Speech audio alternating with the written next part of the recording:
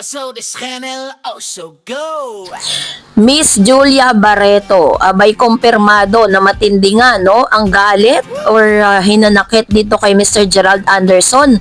So ano nga bang nakapaloob sa balitang yan? But before that, if you haven't subscribed yet to my YouTube channel, please don't forget to like, share, and subscribe at i-hit mo na rin ang notification bell for more showbiz updates.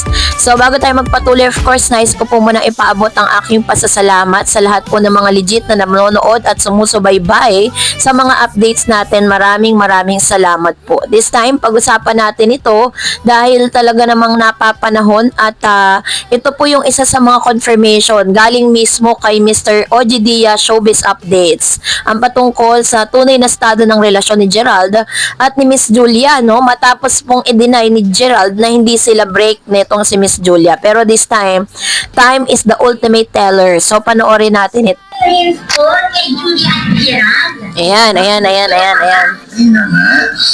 Alam mo, sa totoo lang, ang dami nagtatanong sa akin. Hanggang sa may makausap ako. Ayan. Na ang sabi ng source ko ay minsan wala na sila. Okay.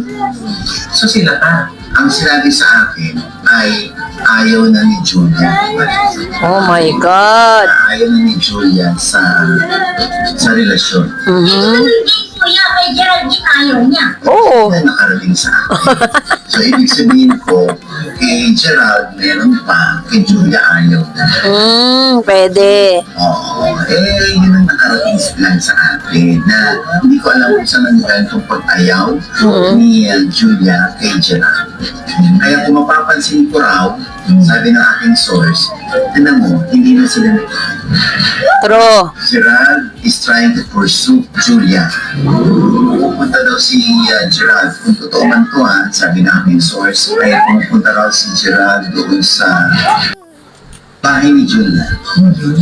Pero parang ayaw na makita ni Julia si Gerald. Oh my God. So kuya, ano mo yung may third party kay Gerald? Hindi naman sa akin na isabi yan ng aking source. So kuya, hindi na ba yung Danny Gandler na volleyball player? Ayun ang dapat. Di ba, dati ko sinasabi dito, si Gerald ang dapat na Sumagot. Tama. Totoo ba yung Tama. Siya lang naman magpo-confirm niyan eh. ang Danny Gandler o hindi talaga. Kaya yan dapat ang malaman natin mula kay Gerald. Kung gaano ba katotoo ito na pinupurso niya si Julia, pero si Julia ayaw. Kuya, kaya pala ang pet-pet ni Julia. Napansin mo ba? Ako napansin ko rin ang pwet-pwet ni Julia. May sakit ba yun, kuya? Hindi ko alam kung may sakit. Payat na siya na nakita natin siya doon sa ABS-CBN Board. Ibig sabihin, mas payat pa ba siya ngayon? Sabi, ang talagas pa yan. So ano yun, kuya? Ang sayang, may sakit talaga. Yan ang dapat nating mabigyan ng hina kung may sakit si Julia. Sana wala. Oo, sana talagang payat lang si Julia. Ayan. So marami kasing nakapansin dun po sa paglaglag ng katawan ni Miss Julia Barreto. Parang na siya, parang di natin alam kung anong pinagdadaanan. Syempre kasi alam niyo po, kasi ako dati pinagdaanan ko din yan na parang sa sobrang pag-iisip, sa sobrang stress na dinadaanan mo, talagang pati katawan mo lalaglag, halos wala kang ganang kumain. Payat na nga si Julia, lalo pa siyang pumayat dahil doon sa pinagdadaanan niya ngayon. And then malinaw na sinabi po dito ni Mr. OG Diaz, no, na sabi niya, hindi sa wala na sila. Ang sinabi daw sa kanya, ayaw na daw ni Julia. Yun po yung update nitong si Mr. OG Diaz. Pero kung if you're going between those lines, pag sinabing ayaw na ni Julia, ibig sabihin, parang si Julia na mismo ang parang siya lang yung umaayaw pero si Gerald kumakapit pa. Ang tinukutukoy ni OG ay sina Gerald Anderson at Julia na base sa kwento ng source niya ay umaayaw ng aktres sa relasyon nila ng aktor pero hindi naman pumapayag ang huli. No? Kumbaga, ayaw na ni Julia pero Gerald meron pa. Si Julia ayaw na, sambit ng online host. Kaya pala kapag tinatanong po si Gerald patungkol sa estado ng kanilang relasyon, ang sagot niya, we're okay, sabi niya ganon, hinatid pa daw niya dun sa airport, ganon. Yun pala, si Julia pala talaga ang umaayaw na kay Mr. Gerald Anderson. Kasi alam niyo po, tayo mga girls, kapag tayo ay parang we had enough, Kumbaga, minsan sinasabi din po ng ilan na itong si Gerald Anderson ay nilalaban niya pa yung relasyon niya kay Miss Julia Barreto. Pero si Julia na mismo ang umaayaw dito, no? Parang ayaw niya na talaga na.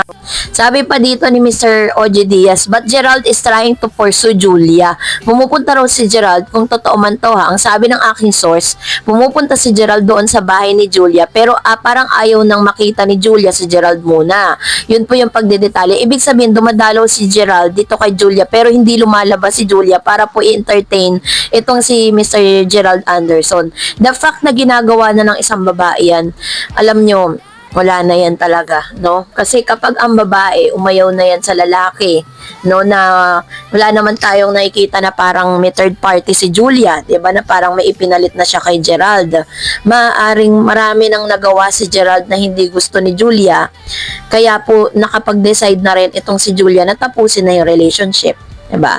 So, yun po yung isa sa mga ano. And then, meron din kasi tayo nabalitaan noon na parang wala daw oras itong si Mr. Gerald Anderson ti Julia Barreto. Parang hindi na raw yung umaga parang syempre ang mga babae kailangan talagang gusto niyan. Lalo na pag magjowa pa lang sila, gusto nila yung parang lagi silang dinidate, 'di ba? Umaga para magsiset ka ng time para sa kanya. Si Gerald po during those times, busy po siya sa maraming bagay. May pinapagawa siyang sarili niyang negosyo sa isang probinsya, tapos nagkaroon siya ng serye, tapos may mga ibang pinagkakaabalan pa si Gerald na pag-attend doon po sa panonood ng volleyball player na si Miss 'di ba? Miss yung isang magandang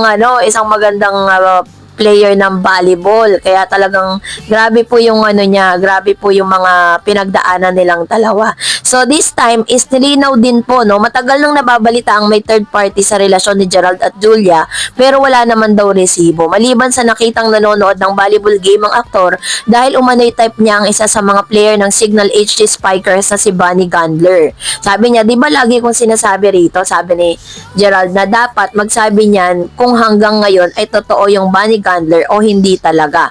Kaya yan, dapat nating malaman mula kay Gerald kung gaano ba katotoo na pinupwerso niya si Julia, pero si Julia ayaw na.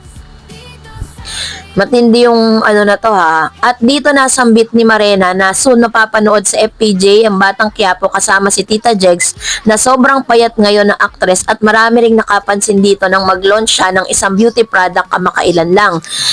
Ang dami nga pong mga nakapansin na talagang sobrang laglag nga yung katawan ni Miss Julia Barreto. Sobrang payat. Payat na siya noon, mas pumayat pa siya ngayon.